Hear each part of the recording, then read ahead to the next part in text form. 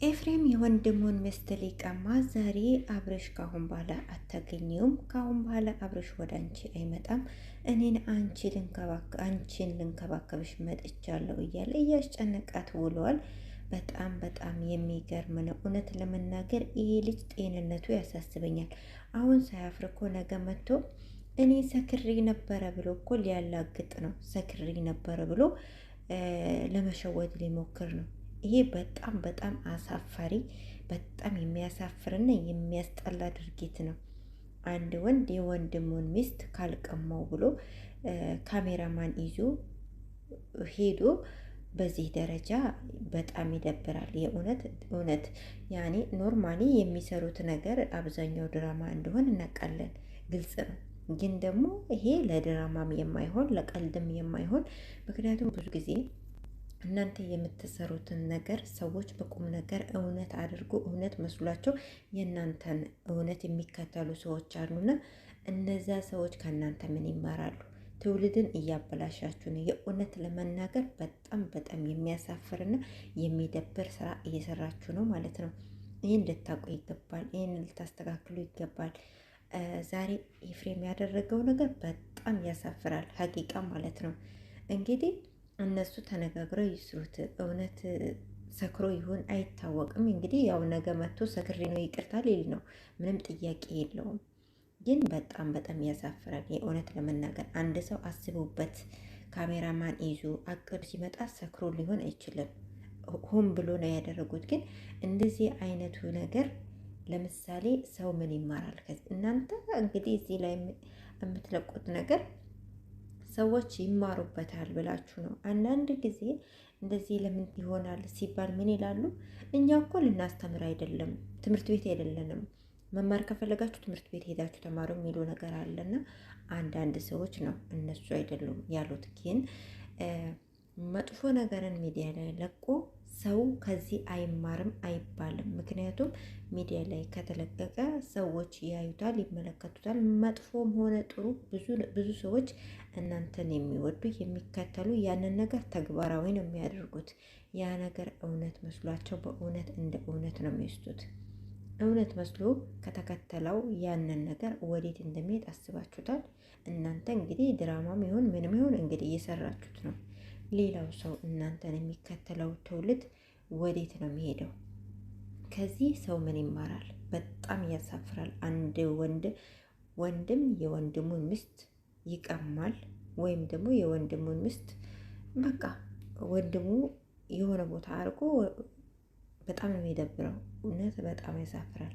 ምንድን ያላት አንሺ ፎቶ ካሁን በኋላ አብረሽ አይመጣም፣ ካሁን በኋላ አብረሽን አታገኙም፣ ካሁን በኋላ ከኔ ጋር የምትኖሪው አያኑር። ምን ይመስላል? የሆነ ሲያዩት ራሱ በጣም ነው የሚደብረው። ይሄ ልጅ ባይዘዊ ማለት ነው። እውነት ነገረ ስራ ሁሉ ተንኮል ነው። እሱ ዳኒ፣ ሜሪ ሶስቱ አንድ ናቸው። ሶስቱ የሰይጣን ቁራጭ ናቸው። የኔ አስተሳሰባቸው ሁሉ እየተመታ ማለት ነው። ያንን እነ አብርሽን እነ ሩታን ሁሉንም የሚያጣሉ የሚያባሉ መጥፎ ነገር እንዲሰሩ የሚያደርጉ እነዚህ ሶስቱ ሰዎች ናቸው። ሄርሜ ያሳዘነችኝ፣ የእውነት ነው የምላቸው አሳዘነችኝ። በቃ ድንግጥግጥ ነው ያለችው እና በጣም ነው ያሳዘነችኝ። እንዴ አያፍርም እንዴ? ወንድሜን ካሁን በኋላ አታገኙም፣ ከኔ ጋር መሆን ያለብሽ እንዴ? ምን የሚሉት ምን አይነት ንግግር ነው ማለት? ጤነኛ ሰው ደግሞ ምን አላት? አብርሽ አእምሮ ያማው ነበረ በሱ ቤት ከሷ ጋር ስለሆነ አእምሮ ያማው ነበረ። እንግዲህ አሁን ተሽሎታል።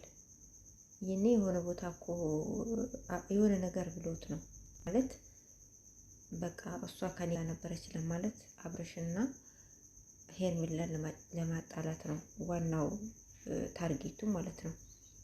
አብርሽና ሄርሜላን አጣልቶ እሱ በመሀል ያው እንግዲህ ታውቃላችሁ የእሱን እቅድ።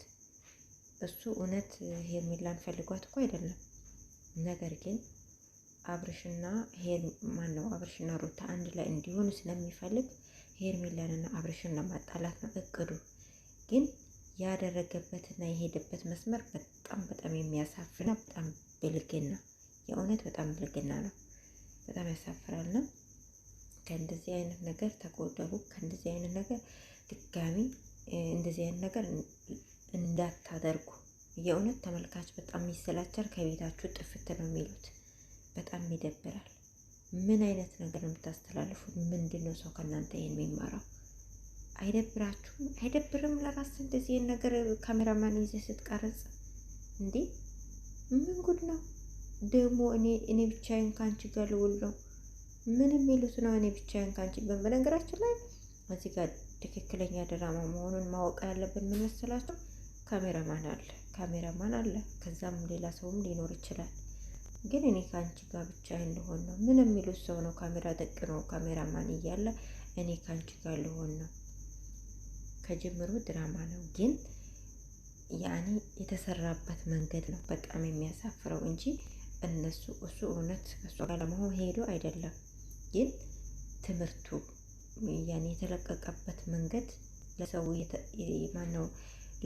የተገለጸበት መንገድ ትክክል አይደለም ነው። በጣም ያሳፍራል። ብልግና ነው። ይሄ ትልቅ ብልግና ነው። እና ይሄ ኤፍሬም የሚሉት ልጅ እኔ ባለፈው ራሱ ሁኔታውን አይቼው ምንም አይመቸኝም። የእውነቴን ነው የምላችሁ። ትንሽ የተሻለ መስሎኝ ነበር፣ ግን እየባሰበት ነው። ምንም አልተሻለም። በጣም ነው የሚደብረውና ለማንኛውም እኔ እውነት በጣም ነው ያናደደኝ። ግን እናንተ ምን ተሰማችሁ? ቤተሰብ? እና በጣም ይደብራል። እንደዚህ አይነት ነገር ይቅርባችሁ። ከእንደዚህ አይነት ነገር ተቆጠቡ። ህዝብ እንዳከበራችሁ፣ ተመልካች እንዳከበራችሁ እይጥላችኋል፣ እያወርዳችኋል ማለት ነው። የወደዳችሁ ህዝብ በዛው ልክ በዛው ደረጃ ይጥላችኋልና እንደዚህ አይነት ድርጊት ይቅርባችሁ። የእውነት በጣም ያሳፍራል።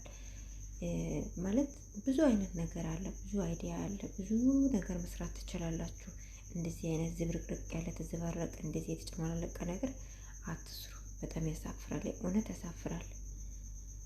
እና ቤተሰብ እንግዲህ እውነት በጣም ተናድጃለሁ። እስካሁን አብራችሁ ስለነበራችሁ ከልብ አመሰግናለሁ።